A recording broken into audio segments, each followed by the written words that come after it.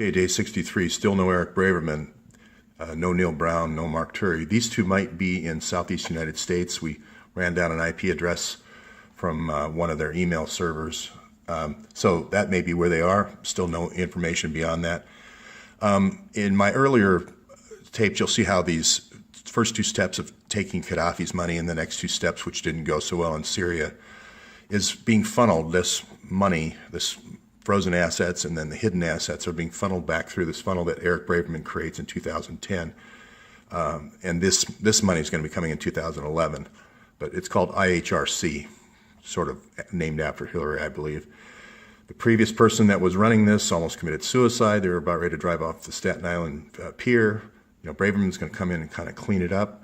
And you're going to see that oil is driving all these decisions. Now, the interesting part of all this is, Braverman gives us the answer, follow the money, and I've added arms and oil. And that's been very good for the first part of the series, but I'm also adding kids because it turns out kids are even a better example of, if you follow the movement of children, where they're going to the orphanages and then where they go after that, and how none of that's documented, like the white helmets are doing. Children are leaving, but you don't know where they're going. So there's another what I call rat line. This is it's an illegal trade route. Arms, oil, and kids. So I call it pipelines for these two guys are in KKNR, rat lines for these three things, and then also I break out sarin gas because that's especially dangerous. These stingers are dangerous to commercial air traffic all over the world, but the sarin gas is obviously even more. Now, also when Hillary's hiring a private army, this doesn't have to be when Sid hires Muslim Brotherhood. This doesn't have to be Muslim Brotherhood. It can be Sinaloa cartel. And the guns are Fast and Furious. As a matter of fact, I believe Mark Turi worked on Fast and Furious. There's another thing that I can't prove, but when it comes out, you're going to find out he was shipping a lot of these contractors, CIA contractors that were involved in this program, were also involved in Fast and Furious. And Mark, if you're out there, prove me wrong. I'd love to talk to you. So I talked about Haiti yesterday. I talked about Tembo. We talked about Jeff Skoll and how Jeff Skoll and Eric Braverman in the same company. They're basically consultants for post-conflict situations, like how do you rebuild the country with infrastructure so that you can get the pipelines going. That's basically what it is.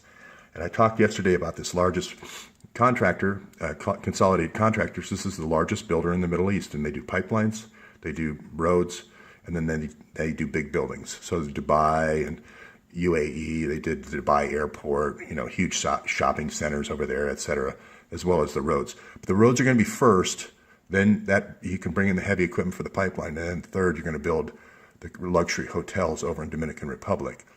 And I won't go through all of this but it happens through the World Bank. Braverman's works for the World Bank. You basically put a proposal in and say, we need $1 billion worth of roads. So Hillary cuts a check through USAID for $1 billion, and then the roads go in.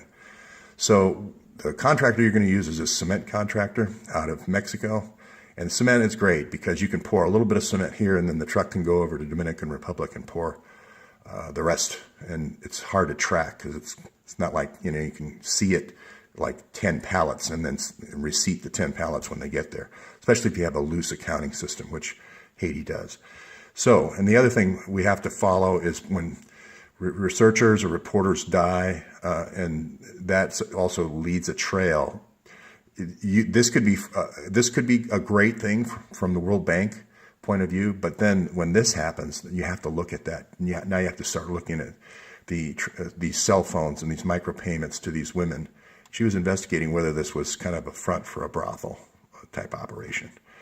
And then when you have people like this with thousands of emails going to people that are doing sex trafficking, child trafficking, you have to look at that. I didn't write those emails from Hillary to him or to her. She did. So I'm not going to cover that so much today. Everybody wants me to talk about Chandelier, and I will. But first, a little bit on the FBI. I just want to say I'm not out. Yes, I had a run-in with McCabe because I thought he manufactured terrorism and set a kid up here, a 17-year-old Muslim kid, and they worked the kid for 3 years, and it was kind of fake terrorism. And I am not out to get Andrew McCabe. This is what I'm not saying this about McCabe. Kallstrom, the ex-assistant deputy of the FBI, said this. No grand juries, no subpoenas, no court orders, immunity to the co-conspirators, letting the co-conspirators sit in on the interviews. I mean, these things are all crazy things the FBI never does. That's the assistant director of the FBI. I would add to that, not releasing the videos of the interviews. I would add no paperwork as far as when the assessment was opened, not FOIAing the full 302s, the interviews, to give the Jason Chaffetz, not giving Jason Chaffetz the full file, all that obstruction, not releasing the 30 emails from Petraeus, the 1,000 emails from Petraeus, just one after another obstruction, trying to break up the investigation of the 4 offices by adding a 5th office to Miami, and then breaking off Haiti so the rest of the offices can't see the Haiti transactions. I mean, how is that? You've got a guy here saying for 25 years the Clintons have looted money through Haiti. So I'm going to break that off to the Miami office and not let the other offices look at it. I've got the quid pro quo of Patrick Kennedy offering him more agents if he looks the other way on the investigation. 14 violations of the Federal Records Act. So anyway, I'm not out to get Andrew McCabe. He might be out to get me, but I'm not out to get him. Everyone asks me, well, what are you talking about this extortion wheel? How does that work? Well, if you're a politician like Hillary Clinton and you want to break into companies and basically get them to give you a donation, so it's kind of an extortion. The bribe that you get or the donation you get is really an extortion. You can go to a person like this and do what they call a deep dive surveillance on all the board members and all the officers of the company. Then you're going to find some dirt. It's going to be child porn. Or it's going to be, something, gay love affair, or he's going to be on some dominatrix website. Who knows? But you're going to get in there and you're going to say, look, or you're going to find some kind of contractor malfeasance with a foreign government. And you're going to say, okay, we really don't want to take down an American manufacturer. What we'd like to do is basically put in our guy here, Comey, and clean up, have him write some, how to add transparency and clean up your act, basically. Well, you do that. While you're there, you learn who all the subcontractors are to the F-35.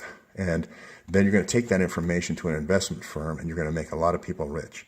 And that is done with this group here. All these NATO generals, all these NATO politicians, NATO strongman, they're all going to be brought through a company called Bridgewater. That's where Comey goes. It's the largest hedge fund out there.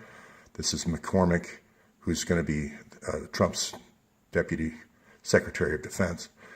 And right at the time when Gaddafi's assets come up, they announce a big new fund, which I have in the links down below, $7.5 billion. That's where that money went, and it went through Chandonal back here through the United States. And that's why, pow. And there's a lot more going to happen because they didn't get the right guy. That's just a little thing for the future. But he gets put in charge of the guy who did the air campaign here, all the bombing, some 700, 800 sorties, way more than that. Bouchard, he gets put in charge of the NATO Lockheed F-35 program. So it goes like that. All these generals from the different air forces in NATO all sign off on the F-35. Why? Because it's the razor.